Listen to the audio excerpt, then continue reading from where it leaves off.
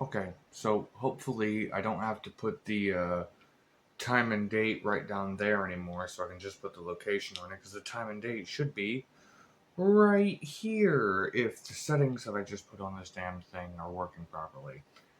Anyway, we're going to start this episode off with a little bit of backstory.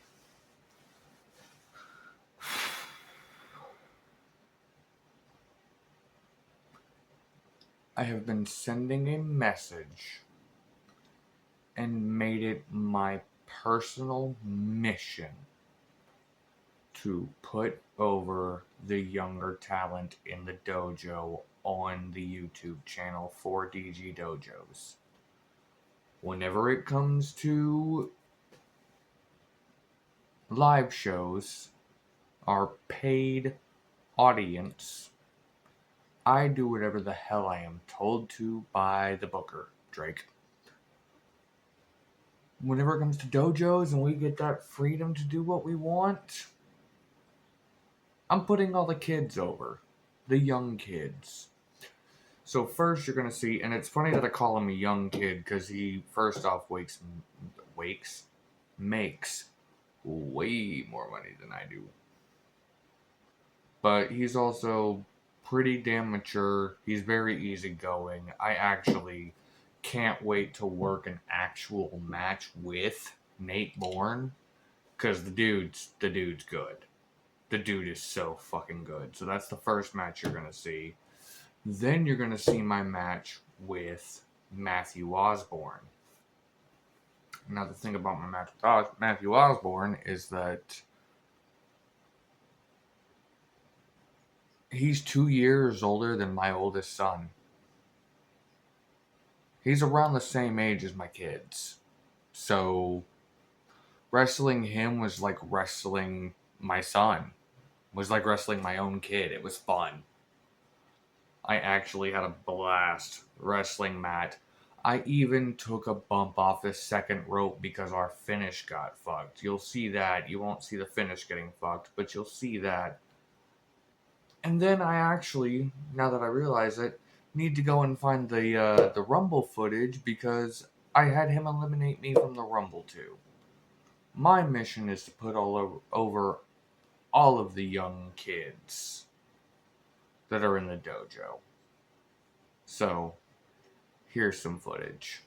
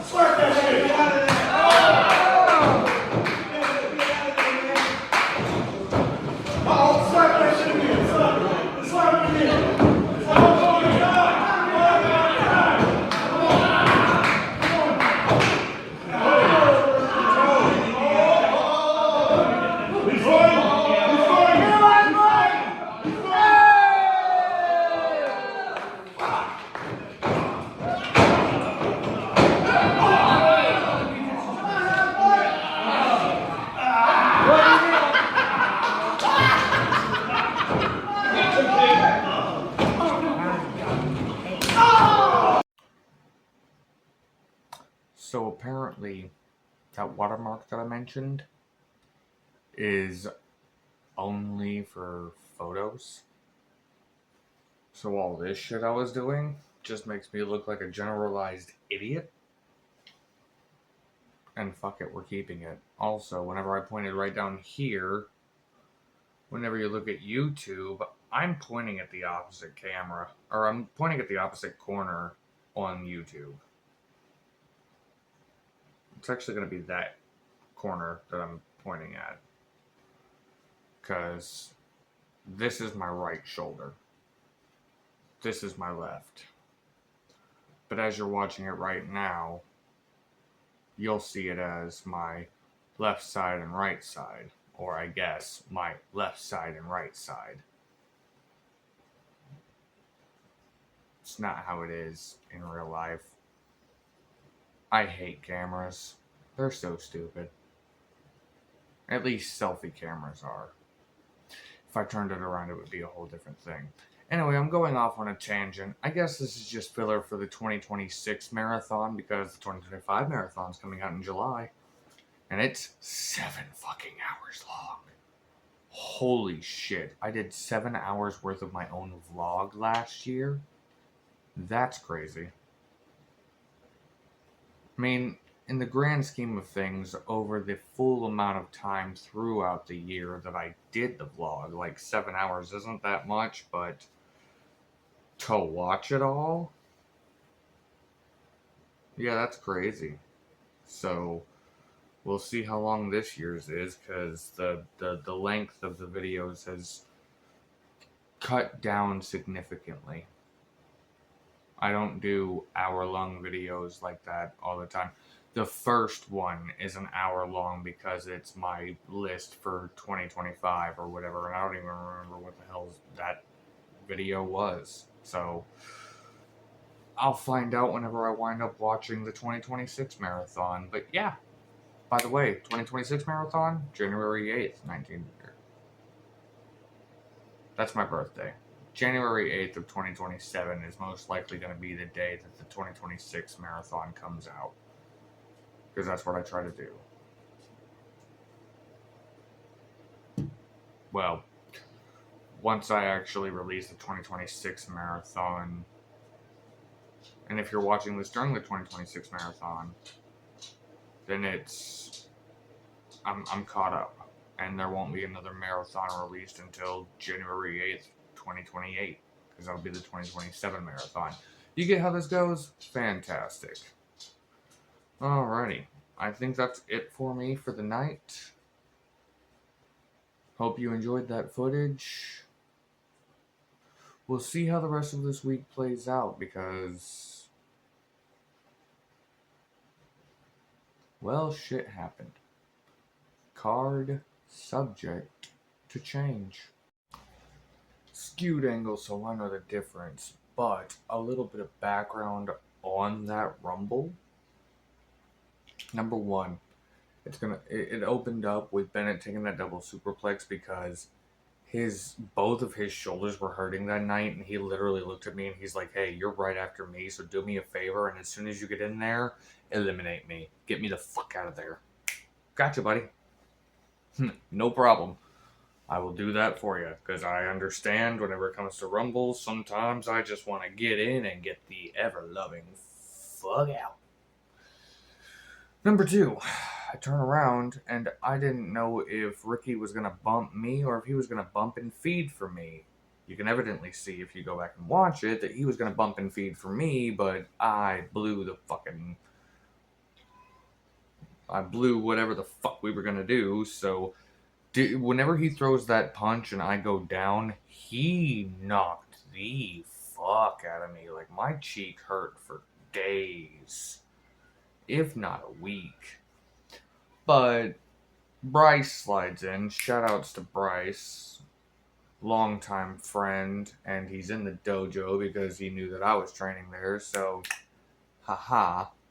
But yeah, that's my boy. Bryce slides in, goes after Malik. You can see that I'm stuck behind the two of them, and I'm like, oh shit, I gotta get out of here.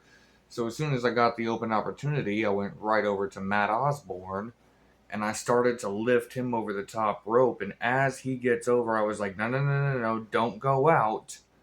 Headlock me now. So he headlocks me, and we pretty much did the Benoit Big Show 2004 Royal Rumble finish. That's how I got eliminated. Was I pulled out a Benoit. Well, technically he was Benoit in that situation. I was the Big Show because I'm 30 years old and he's 17 now. Yes, Hypnos, how can I help you? Down syndrome cat. No, I'm completely 100% serious. Look at this cat. What up, Downy? Did you know cats could have Down syndrome? Because I didn't. And I say that with all love because I love this kitty. I love this kitty. Oh.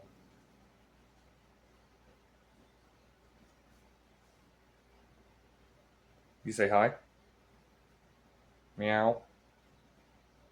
Meow. All that talking on the way up here. Now you don't want to talk? Bye.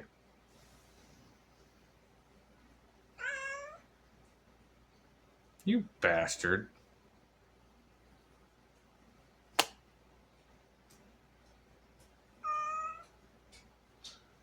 I'm not the one that feeds you. I am not the one that feeds you. That's Toonie.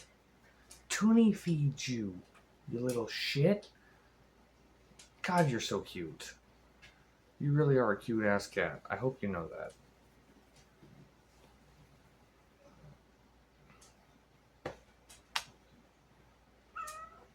Meow. And I'm not cutting any of this, honestly. I'm playing with a cat. I don't give a damn.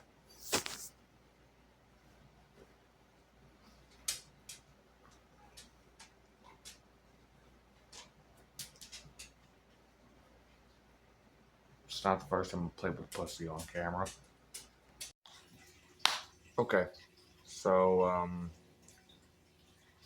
I don't know if I've ever truly shared this story, but I came across a video on Twitter that I had commented on, or I guess reply tweeted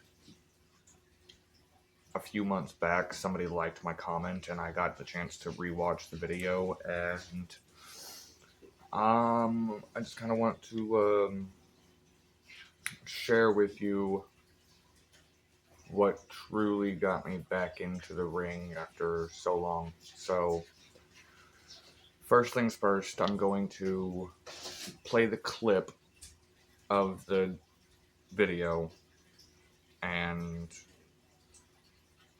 we'll be right back. June 7th, 2018, I was doing a security job at a shopping center, mall. I was driving around and I get a call from dispatch that there's someone sitting on top of our parking structure. And the structure is 5 stories tall, and they're putting it out like he's over the ledge, like he might jump. I get there, and it's this young kid. I find out later he's around 16. I start talking to him, and he's open. He's telling me about all these problems he's having with his girlfriend and his parents and schoolwork and everything else. I feel like I talked to this kid for it was a while. Like, the police showed up. They did not come over to help because I was already engaged in the conversation, and they didn't want to disrupt it, I guess. But at one point I noticed he was wearing a Bullet Club shirt. Eventually we came around to that in the conversation, and I was like, hey man, I see the shirt, you a fan? And he's like, yeah, I like the Bullet Club. And I was like, dude, you got like 2 days, and then Okada Omega you can't miss it. It's going to be awesome. And he's like, yeah, I was actually really looking forward to seeing that. And I was like, hell yeah, man. Like, just too sweet me real quick. And he did. And I grabbed his wrist right after, and he came off the ledge and he hugged me. So a lot of times I question my career choices, but I feel like that incident was basically my entire life coming together for one moment. This is maybe the best call that we've gotten, I would say. This is also a call and a story I feel that can only be appreciated on a podcast like this. On this podcast, there is no other podcast like this, I don't think. The guy saved a kid's life because he noticed he had a Bullet Club shirt on, and he also was a New Japan Wrestling fan, and could only save his life because dumb Fergal and Carl were two sweeting people because they thought it was funny in 2011, and they started doing it on New Japan TV because they didn't think anyone knew about it or cared. And then New Japan got an app called New Japan World where American fans or any fans can now start watching the product. And Fergal and Carl Anderson were still just being goofballs and probably didn't realize that everyone was starting to watch it. And then all of a sudden, Too Sweeting became cool again. And then the Young Bucks were misfits and also were Too Sweeting people. And then all of a sudden, the Bullet Club are Too Sweeting people. Haru makes a shirt design in Japan. It takes off. These wrestlers are having the time of their life. It catches on. A kid who wants to take his own life and a security guard both know the sign, and they throw it up, and this man saves his life. This is such a special call, and it's so important. And you're fucking awesome, dude. When I heard this, a little bit of me was like, I can't believe you listen to this podcast. Like, I had so much pride that something that I do, you listen to, in saying that, like, you're a hero. I know in the moment, but you're a hero. And you listen to my podcast, and you have the ability to share that story now. And there's a kid out there who's still with us because of Okada Omega, because of the Bullet Club, and because of professional wrestling. Thank you. Thank you. Thank you. Okay. So, I began this journey back in 2012. My cousin's uncle, Brian, who wrestles by the name of Chaz Sharp, a deaf wrestler, told me where to go to train. Went to the Sooner World Class Wrestling Underground Arena, started training at that school with Drake. This I've already explained. Excuse me. This I've already explained. I had to leave because of life. Life happens. But I've always been a fan of the business, and I've always paid attention, and I've tried to make as many, like, independent shows as I could, and fucking... after I had kids, I started taking them to wrestling shows whenever they got old enough, and I went to EPW, Thirst for Gold, in 2022, I think. It was either 22 or 23. I went to their Thirst for Gold show, and I got the bug again. The bug bit me, and I decided I was going to get back in the ring.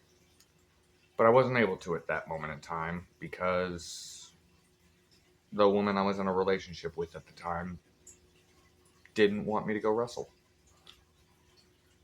So I had to put that on the back burner again.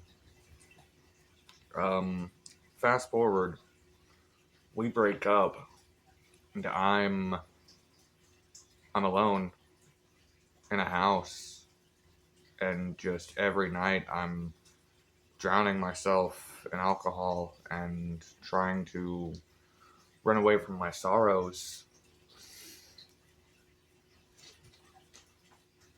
And I decided to get tickets to Sting's last match.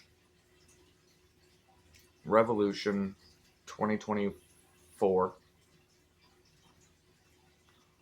Revolution 2024 in North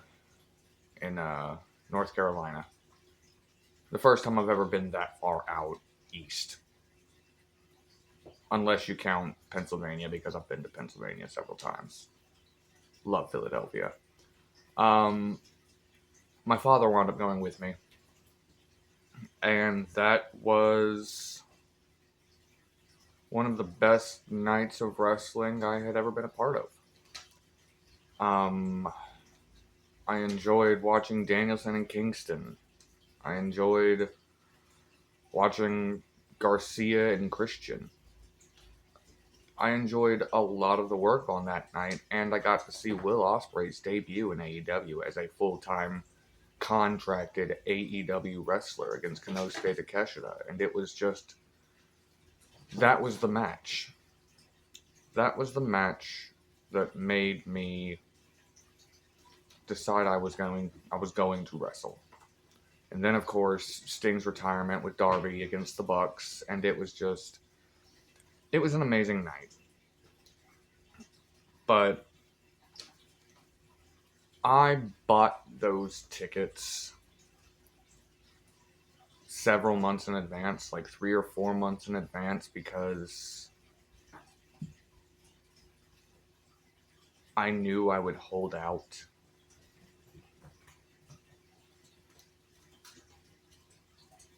I was very deeply unhappy with life and contemplated suicide on a nightly basis. But I knew that I had Revolution to look forward to. So I kept going. Yeah, so AEW saved my life. Will Ospreay saved my life, and Sting saved my life. Because that's what I was there for, was Ospreay and Sting. And wound up just enjoying the entire show. I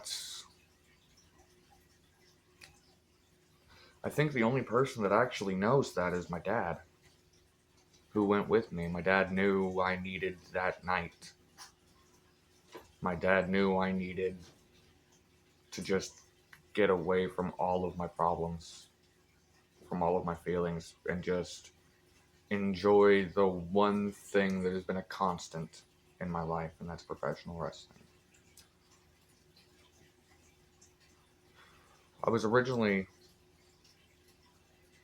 thinking about wrestling under the name Cameron Sharp years ago as a way to pay tribute to my cousin's Uncle Chaz. Luckily, my buddy Bryce, who is also tight with Chaz, is taking on the Sharp name. So, whenever it came to my ring name, I wanted it to be something personal. And I've always known that I want to make the fact that I'm a father a central piece of my character. And that's where it came from. Because my middle name's Jacob, so that's where you get me. But my little one's middle name is Edward. So that became the surname. I just added an S to the end of it to make it the last name. And that's where Jacob Edwards came from. So, yeah. We're going to get away from all the heavy stuff now and find out what the hell is going on because, well, card's subject to change. Roll credits. Get a pic. What the fuck are you doing? Oh, your shit, bro. Do you feel bad about it? I'm sorry for giving you the attention you cry about. No, I'm joking. Hey, you gonna let Will talk to you like that on Discord? Yes, because if I didn't, I'd get my ass beat. I talked to it in person. I don't give a fuck. Ring the bell. Here we go. Hold on. Mark Candy.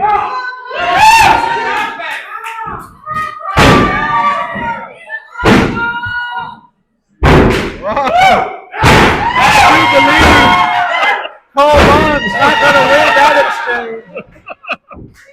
Oh man. What are they doing? What must be running through Jacob Edwards' mind? He's like, man, you four have lost your mind. Where's the motor?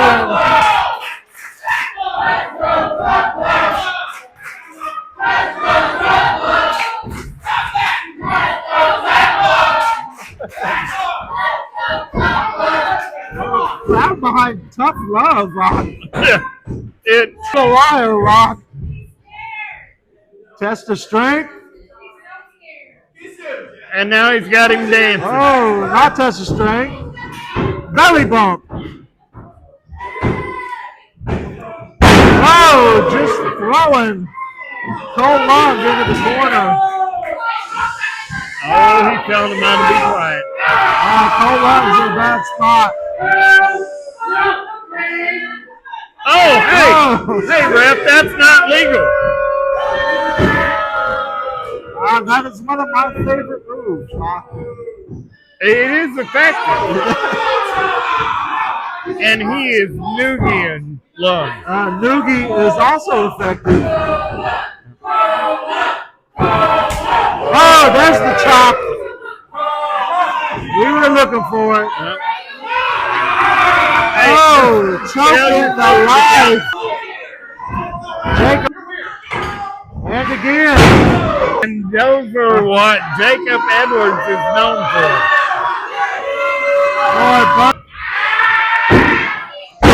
Oh, he's got his hands full with this one for sure.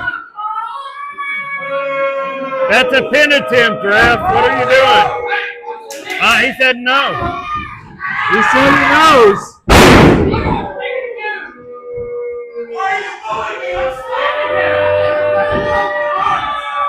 We'll see. That is a pin.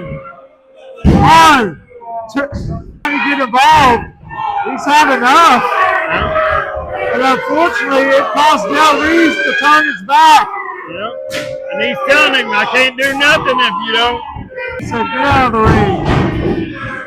Edwards, huge splash. DDT. Tag team wrestling has not went well for, what are you doing? 1, 2. Frustration on Jacob Edwards. It was a nice little brain buster right there. 1, 2, 3, 4. Kick out at 2. Oh, Edwards raking his boot across the face alone. Oh, my double. Hey, elbow drop. Pin attempt, but K-Dub breaks it up. Del Reese putting him back in his corner. Oh, and if he does, they're in trouble because he's done nothing Pin all night. attempt. But Reeves is more concerned about Referee making his way around.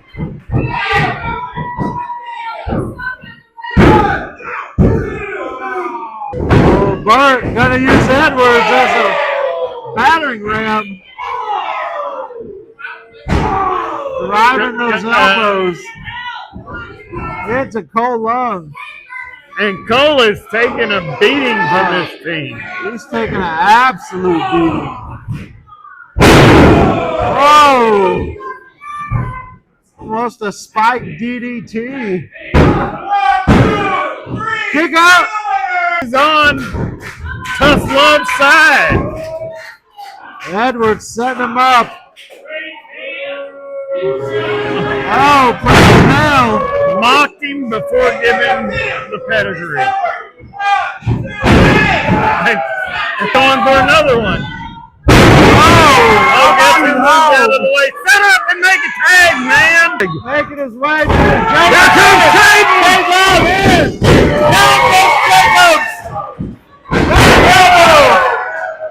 K-Love is fired up. There's Size that. 14 to the much. Huge splash. 1, 2. Kick out of 2. That was the quickest pin attempt I've seen from Del Reese tonight. Don't take your eye off the prize, Lovey. K-Love.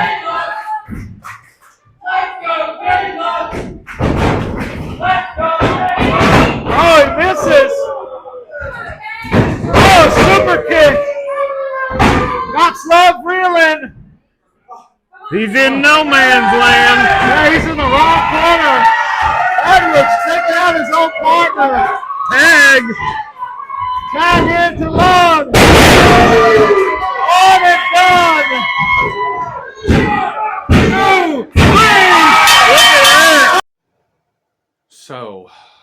our esteemed general manager, Darren, finally decided that he has a brain in his head. And finally decided to book the most talented member of the UWO roster, Jacob Edwards. Now, I just want to make this very well understood.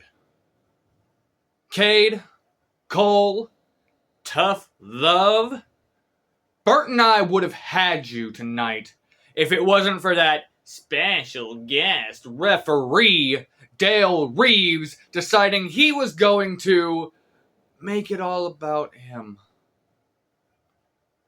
He decided he was going to screw us and hand a victory to a couple of young bucks.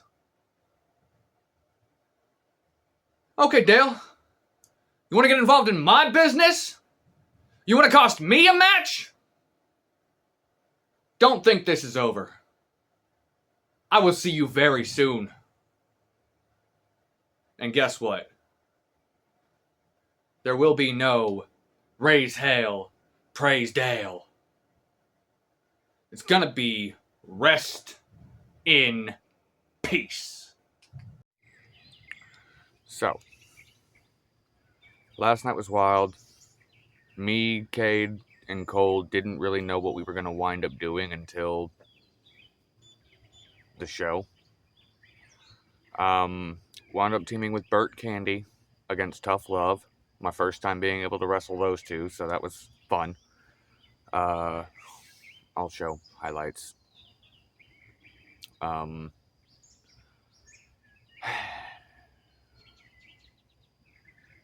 Dale wound up being our special guest referee, so I got to play off of him a bit.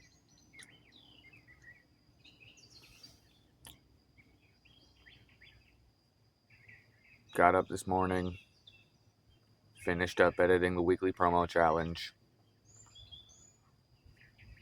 got the footage of last night's show, broke it all down, got those separately uploaded.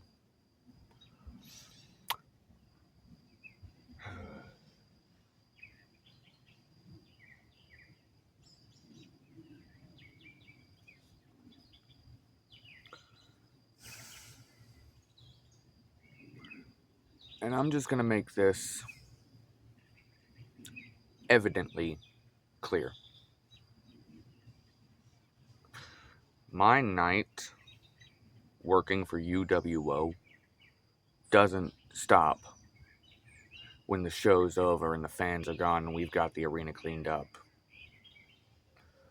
My night, my time working for for UWO doesn't really stop. I do all that work on the YouTube channel. I'm responsible for making sure that things get posted on the Facebook page. So if I'm, I don't know, a little late on giving somebody some information, it's because I was busy. I'm also a father who helps to take care of a household.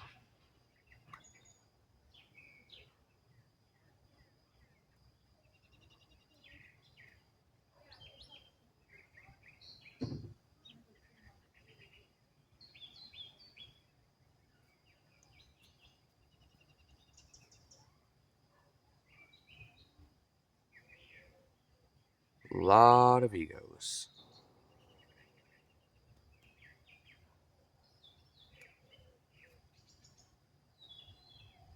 And a lot of unnecessary shit.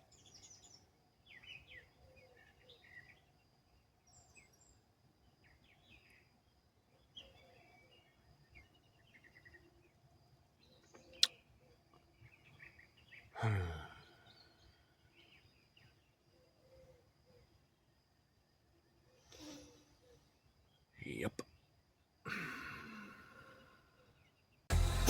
And if you haven't heard the news, I am very excited to announce that you can now get Jacob Edwards merch at prowrestlingtees.com/Jacob Edwards merch.